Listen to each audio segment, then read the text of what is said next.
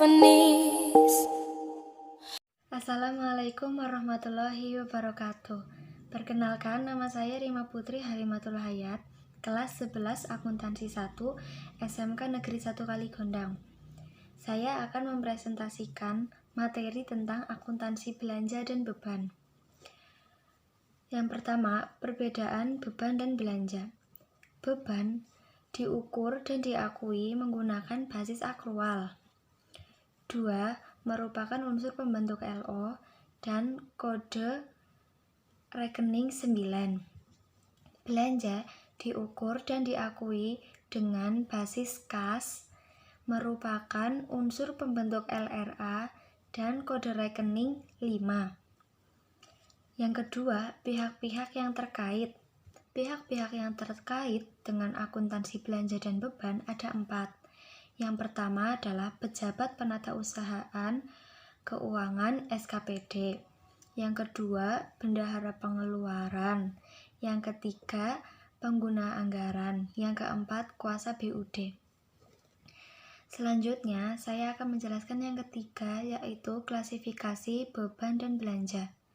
Klasifikasi beban ada 9. Yang pertama, beban pegawai. Kedua, beban barang. Ketiga, beban bunga. Keempat, beban hibah. Kelima, beban subsidi.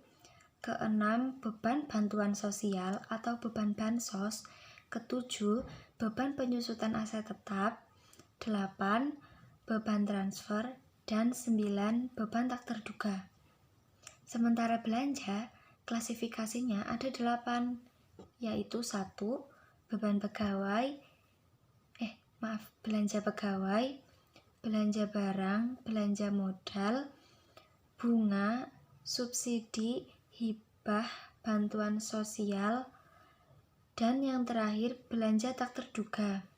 Yang keempat, saya akan menjelaskan tentang pencatatan akuntansi beban dan belanja. Ada 4, yaitu yang pertama, pencatatan akuntansi beban dan belanja pegawai. 2. Pencatatan akuntansi beban dan belanja barang dan jasa. Yang ketiga, pencatatan akuntansi beban dan belanja modal. Yang keempat adalah pencatatan akuntansi beban dan belanja hibah dan bansos atau bantuan sosial. Pada kesempatan kali ini, saya akan mempelajari yang pertama dulu, yaitu mencatat akuntansi beban dan belanja pegawai. Mekanisme pembayarannya ada 2, yaitu LS dan UP atau TU atau TG. 1. Mekanisme LS. Contohnya beban gaji dan tunjangan. Tanggal pencatatan diakui saat diterbitkan SP2D atau pada saat timbul kewajiban Pemda atau pemerintah daerah. Pajak yang dibayar oleh BUD. Jurnal standar. Pembayaran langsung ditransfer ke rekening masing-masing PNS.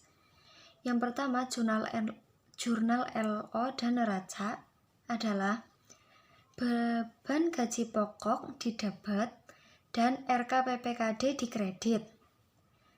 Dan jurnal potongan PPh, RKPPKD didebet dan utang PPh pasal 21 dikredit.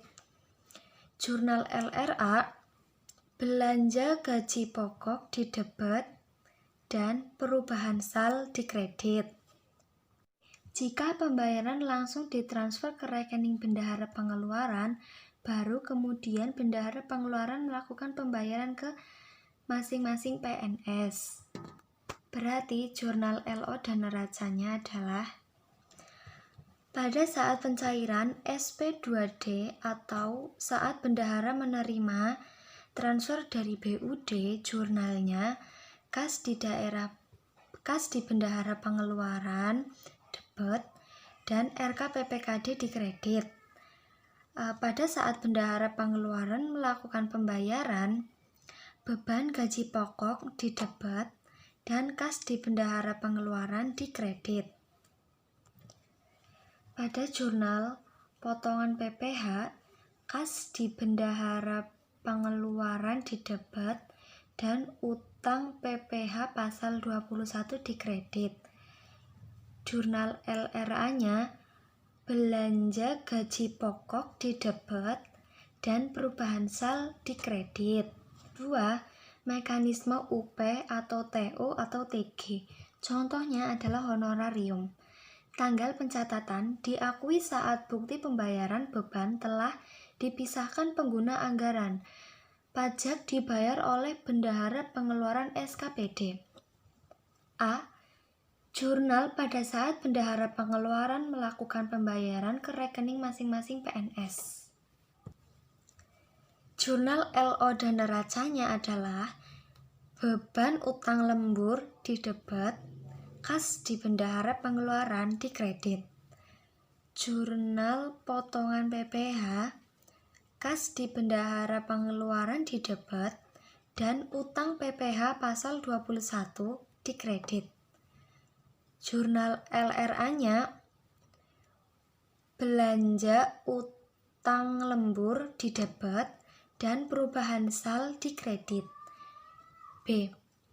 Jurnal pada saat pengajuan ganti uang berdasarkan SP2G GU.